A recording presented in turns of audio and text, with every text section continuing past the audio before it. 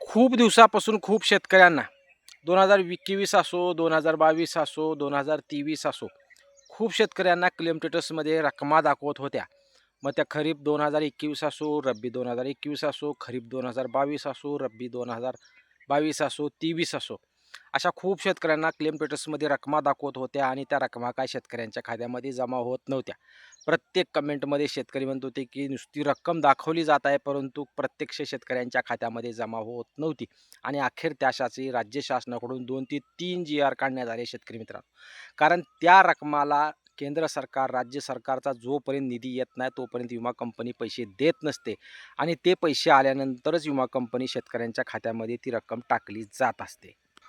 मग ते पैसे आजपर्यंत तटले का? शेतकऱ्यांच्या खात्यामध्ये का आले नाहीत? शेतकरी मित्रांनो, जितका निधी त्यावेळेस राज्य शासनाकडून पहिला हप्ता असो, दुसरा हप्ता असो, जितका येत असतो त्यावेळेस ती वाटप केले जातात.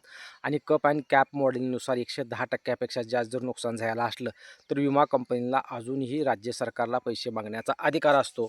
आणि तो अधिकार विमा कंपनीने मागूनही राज्य सरकारकडून निधी न येण्यामुळं ते पैसे शेतकऱ्यांचे तटलेले असतात आणि तसे पैसे आता शेतकऱ्यांच्या खात्यामध्ये जमा होणार आहेत.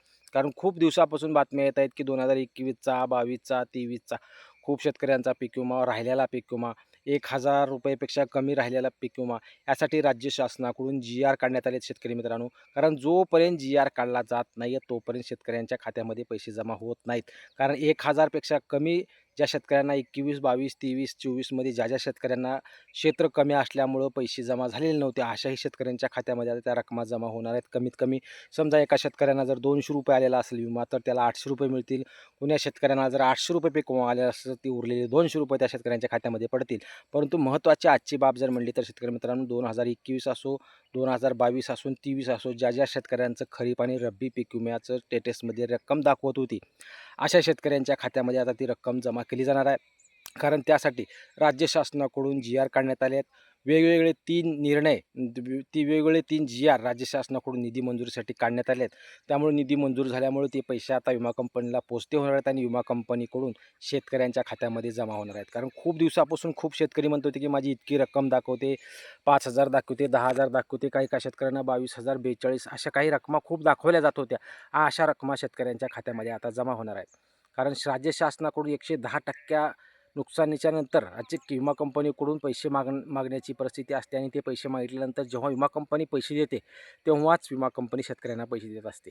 कारण आपण एखाद्या वेळेस जर विमा कंपनीला कॉल केला शेतकरी मित्रांनो, विमा कंपनी म्हणते, की माझ्या क्लेम स्टेटसमध्ये एवढी रक्कम शेतकरी म्हणतो, की क्लेम स्टेटसमध्ये माझी एवढी रक्कम दाखवली जाते, पण विमा मिळत नाही. तेव्हा विमा कंपनीकडून सांगितलं जातं, की आम्हाला राज्य शासन, केंद्र सरकारकडून सबसिडी आल्यानंतरच ते पैसे तुमच्या खात्यामध्ये वर्ग केले जातील आणि तीच सबसिडी, तोच निधी अखेर राज्य शासन, केंद्र शासनाच्या माध्यमातून जी-आर काढण्यात आलेला आहे आणि तो निधी आता सर्व विमा कंपनीला पोचता केला जाणार आहे आणि त्या विमा कंपनीकडून ज्या शेतकऱ्यांना क्लेम स्टेटसमध्ये रकमा दाखवत होत्या, त्या रकमा आता शेतकऱ्यांच्या खात्यामध्ये जमा होणार आहेत. खूप शेतकऱ्यांची अपेक्षा होत्या, की माझा 22 आला नाही, 23 आला नाही, 21 आला नाही. खूप शेतकरी कमेंट करत होते, परंतु त्याबाबत अपडेट येत नव्हती. परंतु राज्य शासनाने 31 मार्चच्या अगोदर भरपूर असे जी-आर काढले आहेत, की जुने जे पेंडिंग पीक विमे आहेत, ते पेंडिंग पीक विमे शेतकऱ्यांच्या खात्यामध्ये क्लिअर करण्याचा प्रयत्न राज्य शासनाकडून केला जात आहे. आणि त्याच्यानंतरच या परिस्थिती पाहता आता प्रतीक्षा खूप शेतकऱ्यांना खरीप हंगाम 2025ची आहे आणि 2025ची प्रतीक्षा आता काही दिवसच आहे शेतकरी मित्रांनो. कारण आता गणना चालू आहे, कॅल्क्युलेशन चालू आहे, त्यामुळे निश्चित रकमा दाखवून तेही शेतकऱ्यांच्या खात्यामध्ये जमा होतील. आणि ज्या शेतकऱ्यांना 21, 22, 23 रब्बी असो अथवा खरीप असो, ज्या शेतकऱ्यांना क्लेम स्टेटसमध्ये रक्कम दाखवली जात होती, त्या रकमा आता शेतकऱ्यांच्या खात्यामध्ये पडणार आहेत. त्यामुळे तुमची प्रतीक्षा संपली आहे. ज्या शेतकऱ्यांना रकमा पडायला सुरुवात होतील, त्या शेतकऱ्यांनी निश्चित कमेंट करा. पुढील 2 ते 4 दिवसामध्ये या प्रक्रिया पूर्ण होतील आणि ह्या रकमा शेतकऱ्यांच्या खात्यामध्ये जमा व्हायला सुरुवात होईल. हीच एक अपडेट सर्व शेतकऱ्यांना द्यायची होती. कारण 2021 पासून 23 पर्यंत ज्या शेतकऱ्यांचे पैसे अडकलेले होते, ते सर्व पैसे आता त्यांच्या खात्यामध्ये जमा होणार आहेत आणि तुमची प्रतीक्षा संपली आहे. लवकरात लवकर या जी-आर आल्यामुळं आता हे पैसे केंद्र, राज्य सरकारकडून विमा कंपनीला पोचते केले जातील आणि त्यानंतर ते पैसे शेतकऱ्यांच्या खात्यामध्ये वर्ग केले जातील. त्यामुळं जो थकीत पीक विमा होता 2021, 22, 23चा, ते सर्व पैसे शेतकऱ्यांच्या खात्यामध्ये जमा होणार आहेत. ज्या शेतकऱ्यांना पीक विमा आलेला नव्हता, फक्त क्लेम स्टेटसमध्ये रक्कम दाखवली जात होती, अशा शेतकऱ्यांच्या खात्यामध्ये हे पैसे जमा होणार आहेत. हीच एक अपडेट सर्व शेतकऱ्यांना द्यायची होती. चॅनलवर जर तुम्ही नवीन असाल तर चॅनलला सबस्क्राईब करा. जास्तीत जास्त शेतकऱ्यांपर्यंत व्हिडिओ शेअर करा. व्हिडिओ आवडल्यास लाईक करायला विसरू नका. धन्यवाद शेतकरी मित्रांनो.